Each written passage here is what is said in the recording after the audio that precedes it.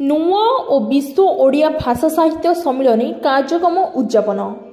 Baliguda Nuagaon block ଅନ୍ତର୍ଗତ ସାରଙ୍ଗଡ଼ଠାରେ କନ୍ଧମାଳ ଉଚ୍ଚ ପ୍ରାଥମିକ ବିଦ୍ୟାଳୟରେ ଆଜି ନୂଆ ଓ ଓଡ଼ିଆ ଭାଷା ସାହିତ୍ୟ ସମ୍ମିଳନୀ ଜଗନ୍ନାଥ ସଂସ୍କୃତି ପ୍ରକଳ୍ପର ଉଦ୍ଯାପନ ବିଦ୍ୟାଳୟର ଅଧ୍ୟକ୍ଷ ଶ୍ରୀଯୁକ୍ତି ପିରଞ୍ଚି ଭୂୟାଙ୍କ ଅଧ୍ୟକ୍ଷତାରେ ଅନୁଷ୍ଠିତ ହୋଇଯାଇଛି।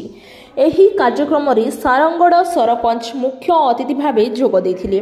ଅନ୍ୟମାନଙ୍କ ମଧ୍ୟରେ ଉପେନ୍ଦ୍ର କୁମାର ଶତପଥୀ, ପୁଷ୍କର ପ୍ରଧାନ, କୈଳାସ ଦାସ, ସରୋଜ ନାୟକ, ସ୍ମୃତିରେଖା ଦେବୀ ଯୋଗ ଦେଇଥିଲେ।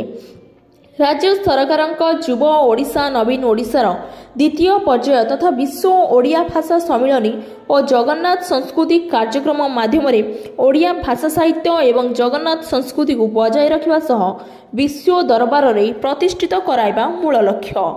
ରାଜ୍ୟ ସରକାରଙ୍କ ଏହି କାର୍ଯ୍ୟକ୍ରମ ମାଧ୍ୟମରେ ଛାତ୍ରଛାତ୍ରୀଙ୍କ ଓଡ଼ିଆ ଭାଷା ସାହିତ୍ୟର ବିକାଶ ତଥା ଛାତ୍ରଛାତ୍ରୀଙ୍କ ମଧ୍ୟରେ ଲୁଚି ରହିଥିବା ପ୍ରତିଭାକୁ ଲୋକଲୋଚନକୁ ଆଣିବା ସହ ଓଡ଼ିଆ ଭାଷା ସାହିତ୍ୟ ଓ ଜଗନ୍ନାଥ ସଂସ୍କୃତିର ପ୍ରଗତି ଏବଂ ପ୍ରସାର ହୋଇପାରିବ।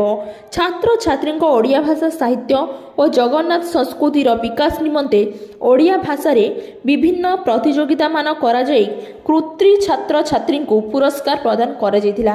ରାଜନୀତି ବିଭାଗର ଅଧ୍ୟାପକ ବସନ୍ତ କୁମାର ଜେନା ଏହି କାର୍ଯ୍ୟକ୍ରମ ବିବରଣୀ ପାଠ କରିବା ସହ ପରିଚାଳନା କରିଥିଲେ।